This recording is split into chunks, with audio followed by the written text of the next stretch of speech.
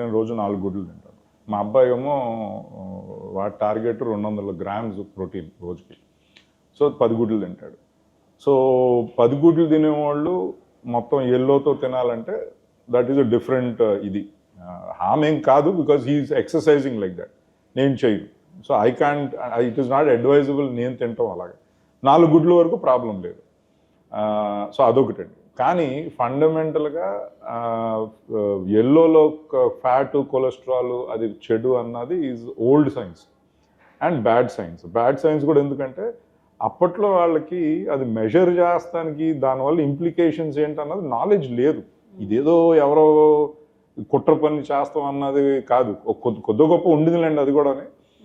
అది ఏం చేశానంటే ఈ షుగర్ ఇండస్ట్రీ హార్వర్డ్ సైంటిస్టులకి డబ్బులు ఇచ్చి ఫ్యాట్ని భయపెట్టి కార్బ్స్ మంచి అని చెప్పేసి అలా డైటరీ అడ్వైస్ కొంచెం ఉంది, కానీ అది మెయిన్ కాదు. కానీ మెయిన్ అంటే అప్పట్లో అవగాహన లేక. ఇప్పుడు కొత్త సైంటిఫిక్ మెథడాలజీస్ వచ్చినాయి, మెజర్మెంట్స్ వచ్చినాయి, దాంతో చేస్తున్నారు. చేస్తుంటే ఇప్పుడు అర్థమైంది ఏంటంటే మనం తినే కొలెస్ట్రాల్ మన హెల్త్, మన బ్లడ్ సీరంలో ఏదైతే ఉంటుందో దాని మీద ఇంపాక్ట్ 10-15% కన్నా లేదండి. మన బాడీ తయారు చేసేది లివర్ రోజు తయారు చేస్తుంది. సో అది 85% ఎఫెక్ట్. సో దానికి తినటం వల్ల మీరు అది యాక్చువల్లీ మీరు మంచి క్వాలిటీ ఫ్యాట్, కొలెస్ట్రాల్ తింటే అది తగ్గుతుందే కానీ దానివల్ల పెరగదు.